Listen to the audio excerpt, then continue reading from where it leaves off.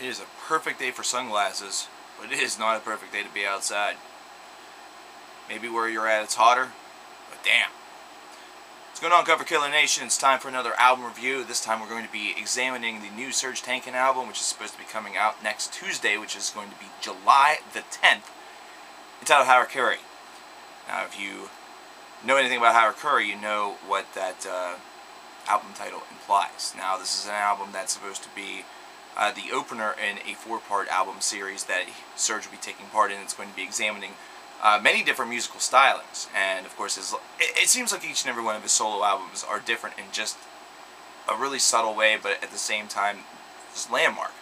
If you take a listen to the last album, Imperfect Harmonies, you will hear that sort of like symphonic rock approach that really kind of individualized that album, and now with this one you're hearing a very aggressive side, you're hearing a very punky side, you're hearing something that resembles a lot of what you would expect from System, only with a unique and individual unilateral voice to it, that of course being Serj's.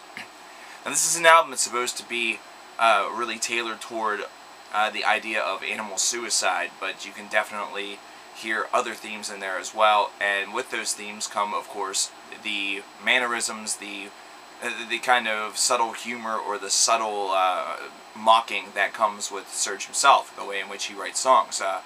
You know, it's just kind of always been a part of his songwriting, and the way in which that dynamic kind of pulls itself together. There's a song where it almost sounds like he's rapping. He's rapping about the Super Bowl halftime show, and yeah, it's ridiculous. But it's a really good song, mainly because it has the message that everything is very easily bought and sold. You know, it's something where commercialism is kind of the ticket of the day. It's the way in which our society works, but at the same time it's also one that has become the most prone to corporate corruption. Also on the album you're going to hear a lot of just swirling melodies. You're going to hear a lot of quick guitar licks.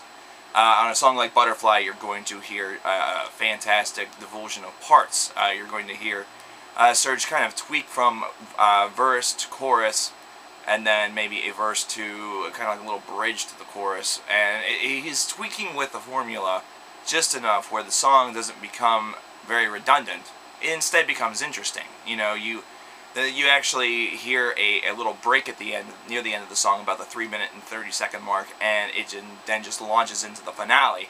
And you're not quite sure during that last, you know, little break what's going to happen.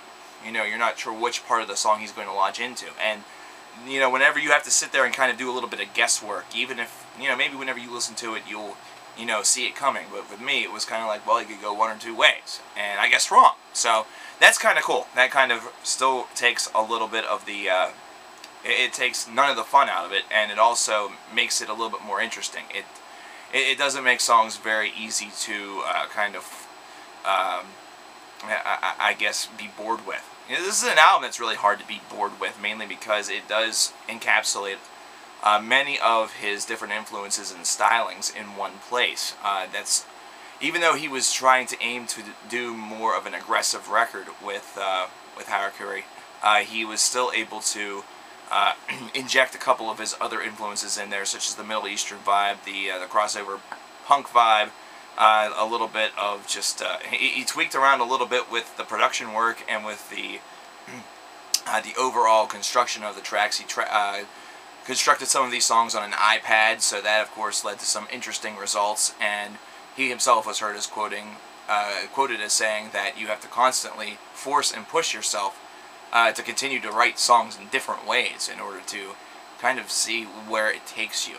And that is certainly present on this album. Now, a lot of people praised his last 2 solo records, and I believe that these same individuals and a lot more are going to be praising the material here on Harakiri. And the reason why is because while it may not have a standout song that's going to be absolutely delicious for the radio, you know, while it may lack, let's say, a Toxicity or a Aerials from Toxicity by System of a Down, what it has is a solid body of work from front to back. Now, are some songs going to be stronger than others? That's present on all records.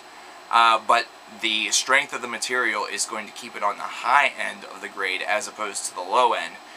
because this was something that was meticulously created, and also it was kind of combed over with a very fine-tooth comb to make sure that nothing seemed overly eccentric. And by eccentric, I don't mean he's not able to have his individuality, but I mean it is not something where this album feels like too much is going on at once, where it becomes distracting. This is a nice balance. He is sounding off with his vocals and with his message as though he has a bullhorn in one hand and a protest sign in the other. It's fantastic. I give it a strong 8.25 out of 10. And I gotta say, I'm excited to hear the other 3 albums that he is constructing for this. And the reason for that is because the remaining 3 are once again supposed to be like this one in its own individual and different style.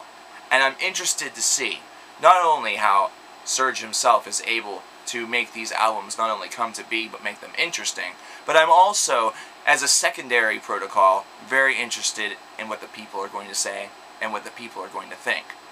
Are they going to reward his out-of-the-box thinking, even though us in the metal field know that Devin Townsend had done something kind of similar? Or are they instead going to embrace it, as they probably rightfully should? Are people expecting just one thing from this gentleman? Or are they going to be willing to accept whatever weirdness he's able to conjure up? What did you guys think of this album? Let me know.